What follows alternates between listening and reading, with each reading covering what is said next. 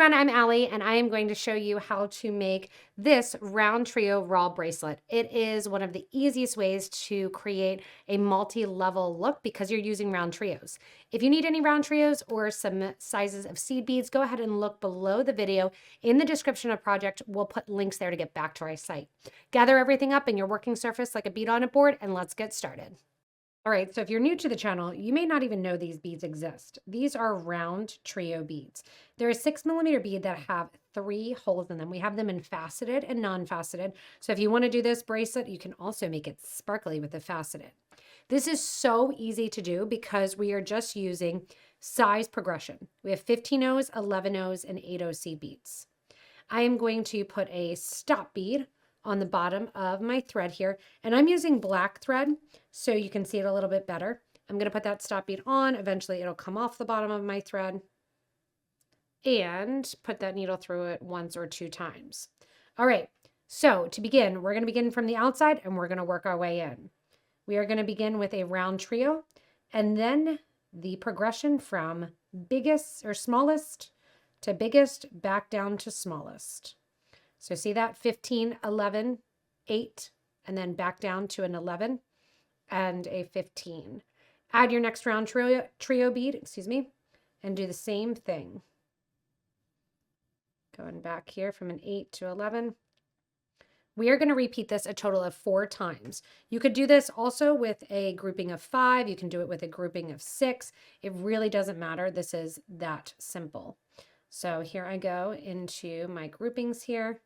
And I'm going to get my whole entire group of 4 on here. You're making sure that I'm going through that exterior or one of the top or bottom holes. Doesn't matter which one you pick up. You just want to make sure that it goes that way.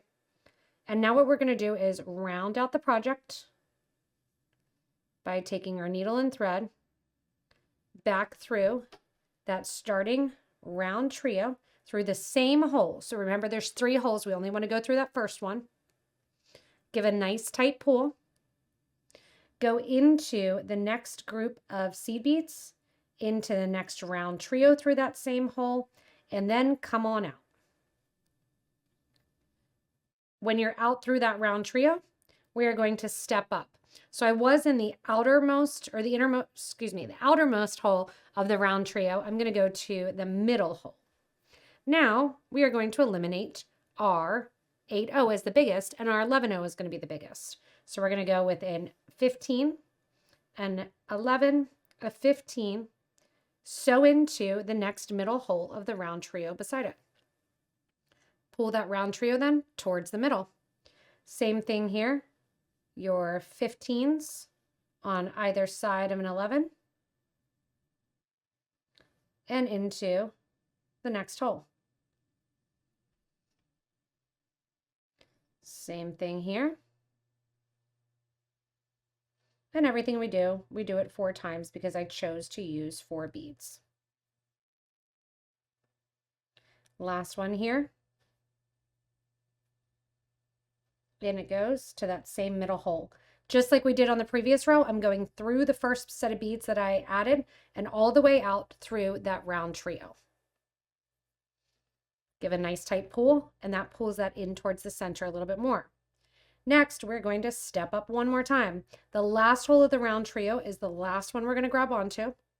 Give a nice tight pull.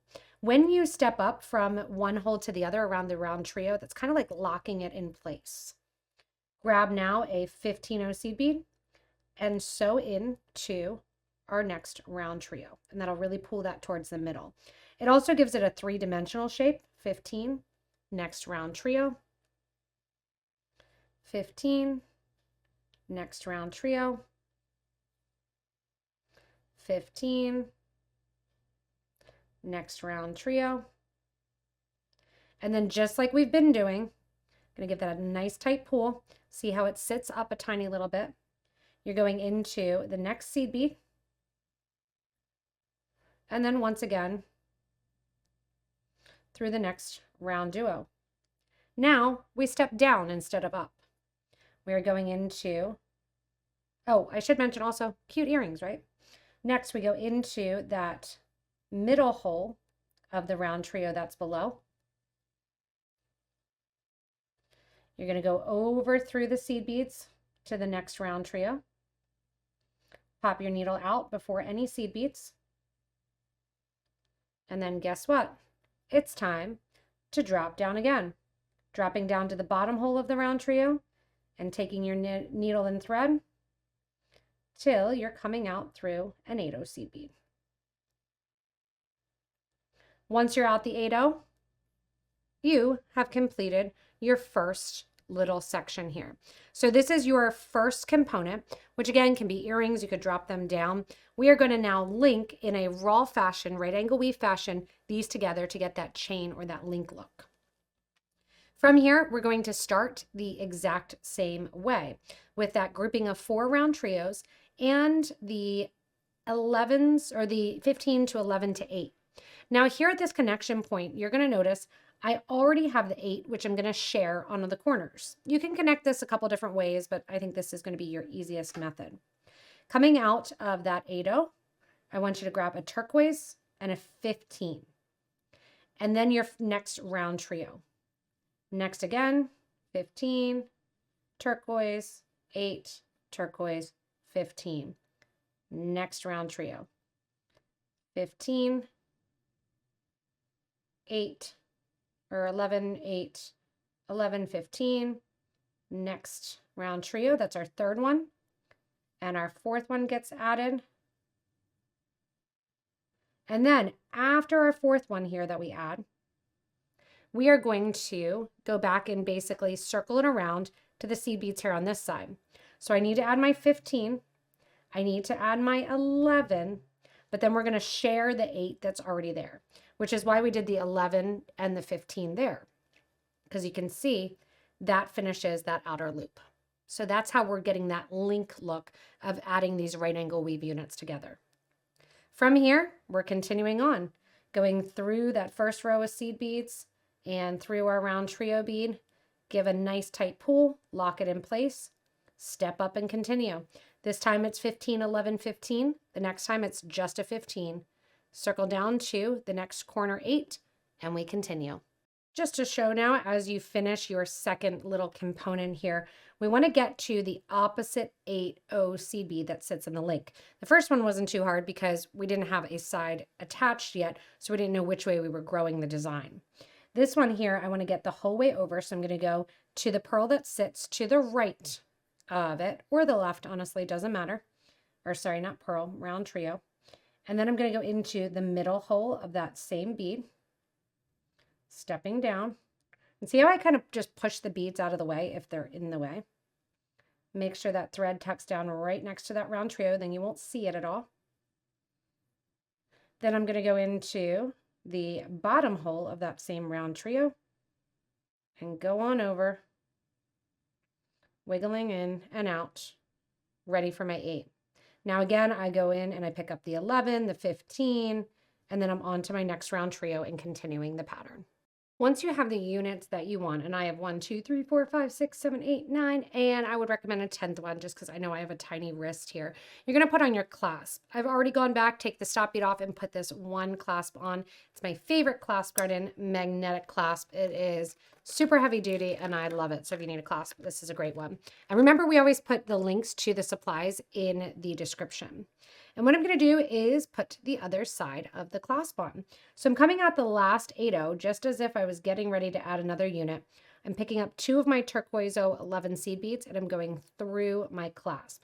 Now this magnet is heavy duty, so I want to make sure I get 3 strands through here. I put on 2 11/0s after the magnet loop, and I go back through that 8/0. 2 more times through there, back through. And with the magnets, just be aware, it can drive you crazy because you kind of feel like you're a little bit intoxicated because the magnet kind of goes whichever way it wants. You feel like you don't have any control here. And see how that second one then starts to tighten it up.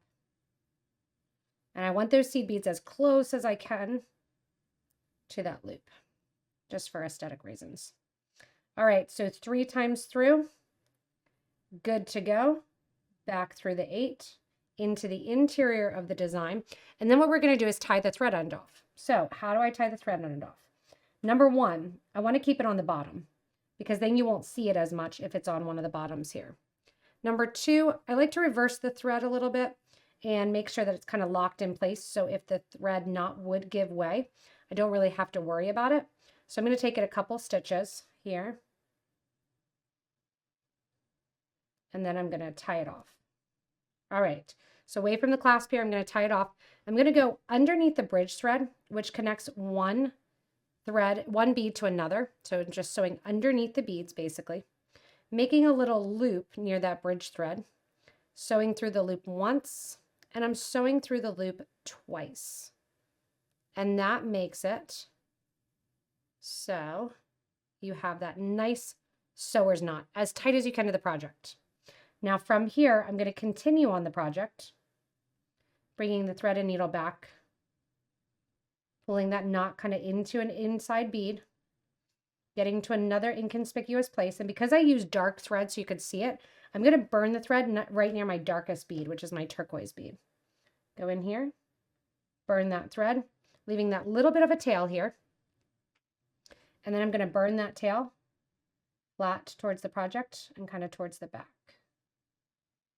And I love a good thread burner. All right, there we go. Remember, just that tip gets heated up and away you go. And then that finishes up your RounTrio RAW Link Bracelet. Gotta love that snap. Thanks once again for joining me, and hopefully it gave you some good info about tying off the thread and also all of the different ways and versions that you could do this bracelet. The round trios really are awesome for this. Remember, if you need any round trios, go ahead and look below the video in the description. We'll put the links there for you. As always, guys, thanks so much for watching Potomac Beaters, and stay tuned for more inspirational designs.